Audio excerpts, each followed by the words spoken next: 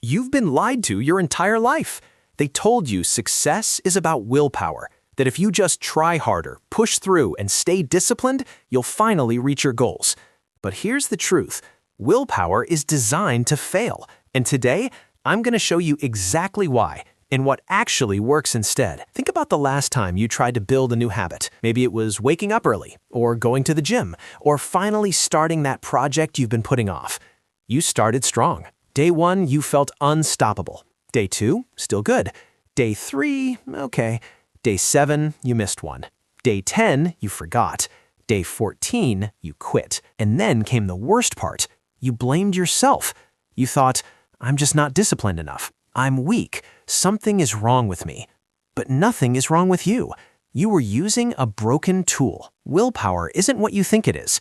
It's not a character trait. It's not something some people have and others don't. Willpower is a biological resource, and like any resource, it runs out. Psychologists call this ego depletion. Your brain has a limited supply of self-control, and every decision you make throughout the day drains it. That's why you skip the gym. That's why you eat junk food at night. That's why you scroll your phone instead of working on your goals. It's not weakness. It's biology. Today, I'm going to break down the 3 scientific reasons why willpower always fails and what the research says you should do instead. Reason number 1. Willpower is a limited resource. In 1998, psychologist Baumeister ran a famous experiment. He brought participants into a room filled with the smell of freshly baked cookies. On the table were 2 bowls, one with cookies, one with radishes. Some participants were told to eat the cookies. Others were told to resist the cookies and eat only radishes. Afterwards, both groups were given an impossible puzzle to solve. Here's what happened. The people who ate cookies worked on the puzzle for an average of 19 minutes before giving up. But the people who had to resist the cookies, they gave up after only 8 minutes. Resisting the cookies had drained their willpower. They had less self-control left for the next task. This is happening to you every single day. Every time you resist checking your phone, bite your tongue in a meeting, or force yourself to focus, you're spending willpower, and you only have so much. By relying on willpower, you're fighting a battle you're designed to lose. Reason number 2. Your brain sees change as a threat. Your brain has one primary job: keep you alive. And the way it does that is by keeping things the same. This is called homeostasis. Your brain likes predictability. It likes routine. It likes the familiar, even if the familiar is making you miserable. When you try to change your behavior, wake up earlier, eat healthier, work harder, your brain interprets that as danger. It thinks, this is different. Different might be unsafe. Let's go back to what we know. This is why motivation fades. The first few days of a new habit feel exciting because novelty triggers dopamine. But once the novelty wears off, your brain starts resisting. It wants to return to the old pattern. Willpower can fight this resistance temporarily, but your brain never stops pushing back, and eventually, it wins. Reason number 3, and this is the most important one. Willpower fights the wrong battle. When you use willpower, you're trying to override your environment, your emotions, and your habits all at once. You're fighting against everything. But here's what the research shows. Your environment shapes your behavior far more than your willpower ever could. A study from Duke University found that over 40% of your daily actions aren't decisions at all. They're habits, automatic behaviors triggered by your environment. You don't decide to check your phone. You see it on the table and you pick it up. You don't decide to snack at night. You walk past the kitchen and you grab something.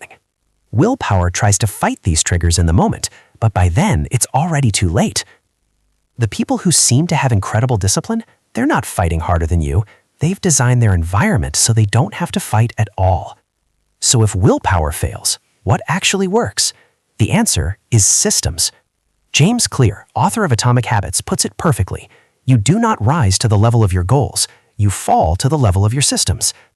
Instead of relying on willpower to make good decisions, you design your environment and routines so the good decision is the easy decision.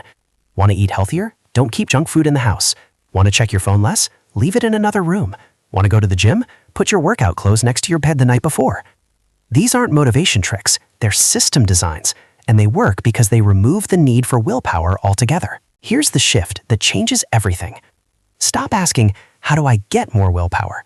Start asking, how do I need less willpower? Every ounce of energy you spend resisting temptation is energy you can't spend on actually doing the work.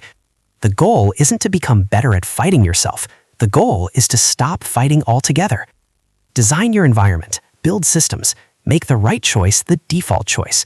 That's not weakness, that's intelligence. Now here's something most people never realize. The most disciplined people in the world don't feel like they're being disciplined. Studies show that people with high self-control actually report experiencing fewer temptations, not more. They're not constantly fighting urges. They've structured their lives so the urges don't show up in the first place. Discipline isn't about suffering, it's about design. The goal isn't to white-knuckle your way through life. It's to build a life where you don't have to. Let's bring this back to where we started. You haven't failed because you lack willpower. You failed because you were told willpower was the answer, and it never was. The answer is systems, environment, design.